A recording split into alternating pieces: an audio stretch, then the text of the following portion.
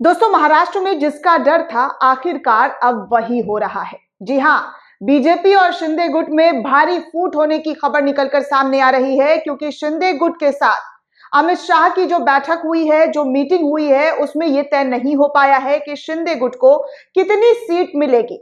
Bhajpa 32 seat पर महाराष्ट्र के अंदर चुनाव लड़ना चाहती है, लेकिन शिंदे गुट 20 सीटों की मांग कर रहे हैं। ऐसे में बीजेपी और शिंदे गुट की जो बात है वो बनती हुई नजर नहीं आ रही है, और कहा यह भी जा रहा है कि शिंदे गुट बीजेपी से अलग थलग होकर इस बार लोकसभा चुनाव का जो तैयारी है वो करेंगे, यानी कि अलग से चुनाव लड़ेंगे।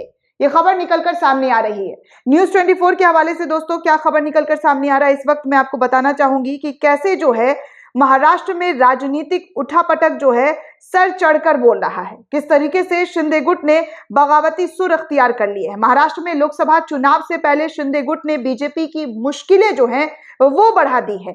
इस तरीके से न्यूज 24 के हवाले से ये खबर निकलकर सामने आ रही है। हालांकि आपको बता दें कि शिंदे गुट ने पूरी तरीके से साफ तौर पर इनकार कर दिया है कि जो बीजेपी चाहती है कि वो 10 सीटों पर चुनाव लड़े, वो उस चीज को एक्सेप्ट नहीं करेंगे। 10 से 15 सीटों की बात की जा रही है कि 13 सीटें भी मिल सकती है, लेकिन शिंदे गुट 20 सीटों से कम की डिमांड जो है वो कर ही नहीं रहे। वो सीधे कह रहे हैं कि उन्हें 20 सीट चाहिए, और बीजेपी कह रही है कि वो 20 सीट नहीं दे सकती है। इस बार लोकसभा चुनाव में महाराष्ट्र के अंदर वो 32 से 30 सीटों पर चुनाव लड़ने के लिए मन बना चुकी है। ऐसे में बात पूरी तरीके से बिगड़ता हुआ नजर आ रहा है।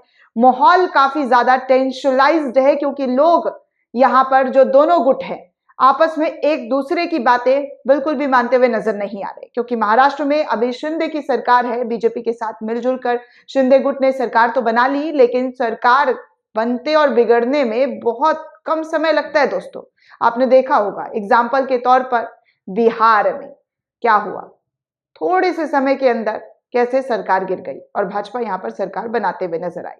हिमाचल में भी एक एग्जाम्पल देखने को मिला कि कैसे यहां पर सरकार गिराने की पूरी कोशिश की गई, लेकिन कांग्रेस ने वक्त रहते हुए इन तमाम चीजों को अपने पाले में कर लिया। लेकिन महाराष्ट्र में लोकसभा चुनाव जो सबसे बड़ा चुनाव होता है, उस चुनाव की तैयारियों के लिए जो मतभेद है वो लगातार बढ़ते हुए नजर आ रहे हैं। अमित शाह मीटिंग तो कर आए, लेकिन मीटिंग में हल कुछ नहीं निकला, और शिंदे गुट किसी भी वक्त बीजेपी को छोड़कर ये ऐलान कर सकते हैं। सूत्रों के हवाले से खबर निकलकर सामने आ रहा है कि वो ये लोकसभा अकेले लड़ सकते हैं, या फिर वापसी शायद उद्धव ठाकरे के साथ करें।